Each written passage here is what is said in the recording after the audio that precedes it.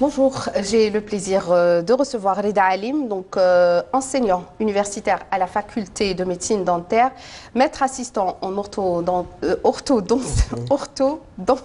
on va y je perds arriver. mon latin de bon matin, orthodontie, au service ODF de Bnimsous. Vous êtes aussi trésorier de la Société algérienne d'orthodontie, membre du bureau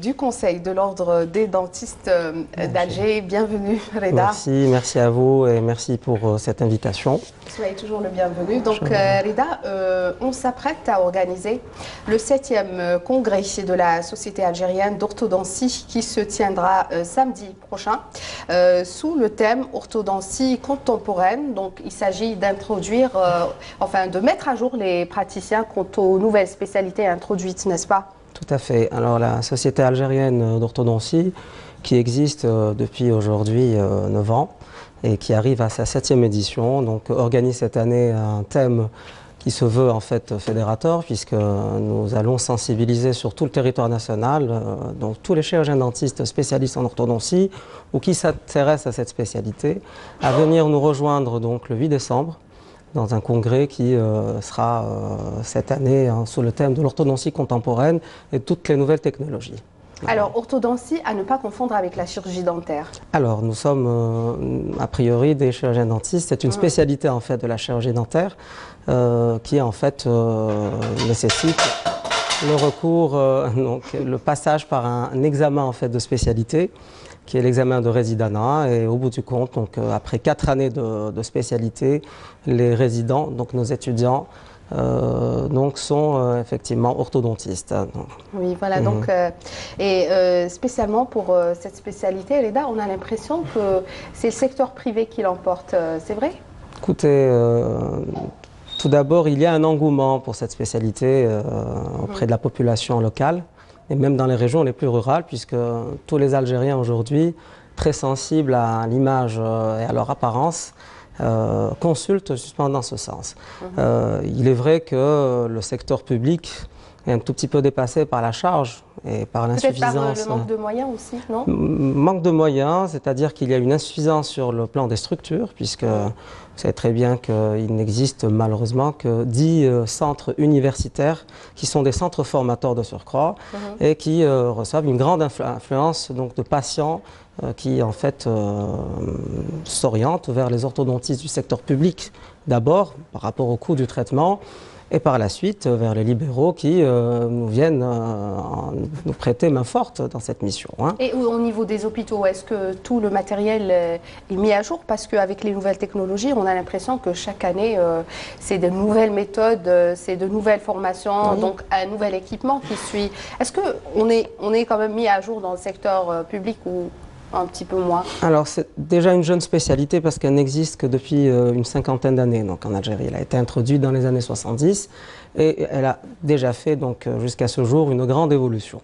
Ensuite, en termes de moyens, effectivement, les CHU et les universités ne peuvent fournir la même qualité de soins que le secteur privé, étant donné le manque de moyens.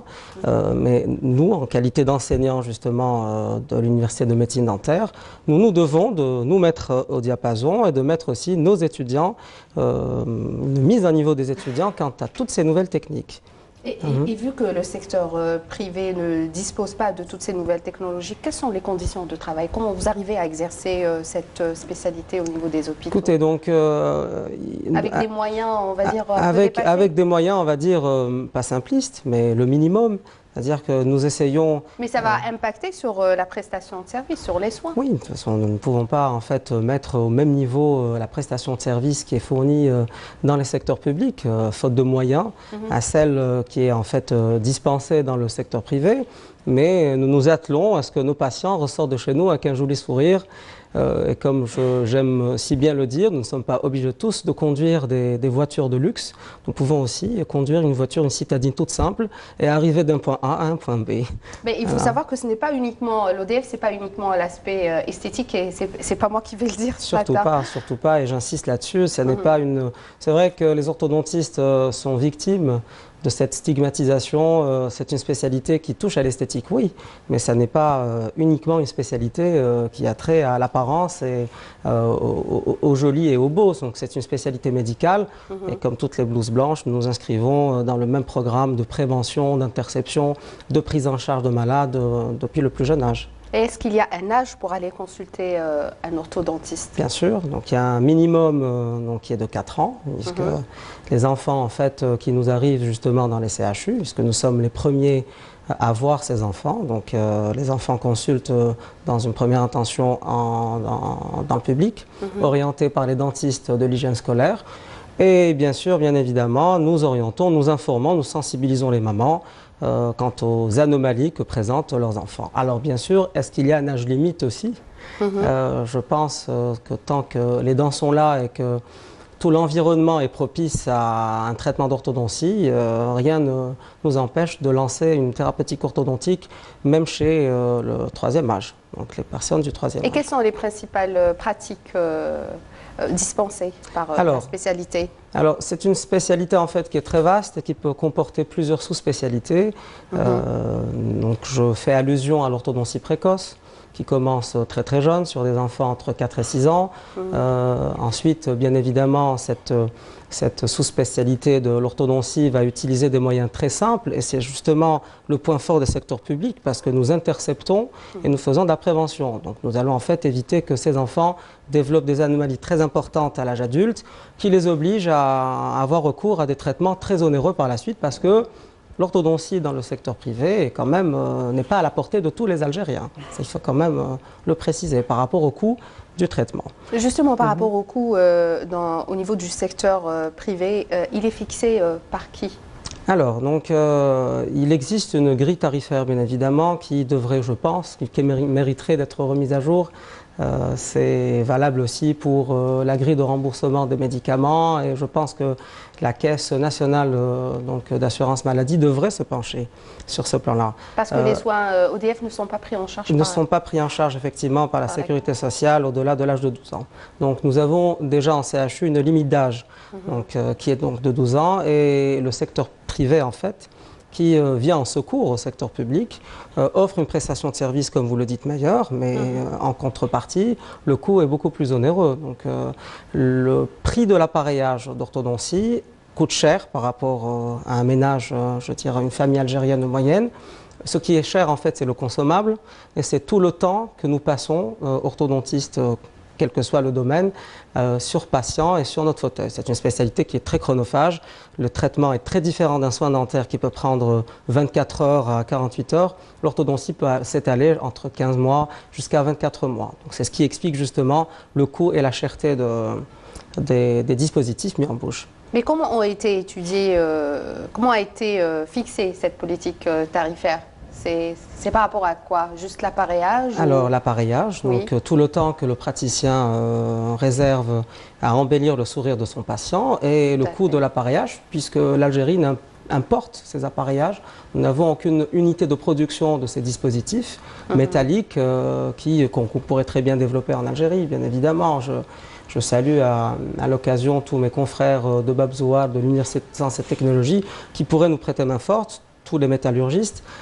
C'est ça en fait qui fait que le prix du traitement d'orthodontie est soumis au fait aux lois de l'importation de ce consommable.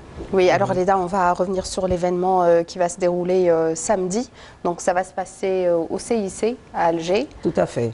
Alors je tiens à préciser que c'est un événement un peu particulier cette année parce que nous sommes en fait associés, nous avons associé nos efforts et notre expérience avec d'autres confrères qui en fait lancent ce qu'on appelle la première édition des Journées dentaires d'Alger. C'est un événement qui en fait s'étale sur 3 jours, donc le 6, 7 et 8 décembre et nous nous sommes associés avec ces organisateurs à organiser pour leur 3e journée notre congrès d'orthodontie.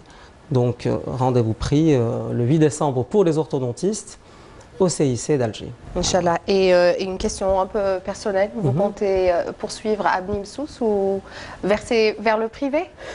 C'est une question qui est très récurrente et qu'on me pose très souvent. Je pense que lorsque nous choisissons, enfin, lorsqu'on choisit de brasser une carrière universitaire, c'est bien par vocation et par passion. Donc pour l'instant, et je le dis, tant que j'ai encore beaucoup d'informations à transmettre à mes étudiants, que je salue au passage, je continuerai dans cette mission. Et puis le jour où je me sentirai un peu oppressé, un peu aigri par la vie, eh bien, écoutez, rien ne m'empêche de virer, de donner une autre direction à mon gouvernail. En tout cas, la chance de vos étudiants d'avoir un enseignant aussi jeune. Vous représentez si bien aussi la spécialité. Merci Rida d'avoir accepté pour votre invitation. Merci beaucoup. Merci à vous. Et donc, rendez-vous de l'invité de la matinale dimanche à 9 h du matin. Amel, c'est à vous.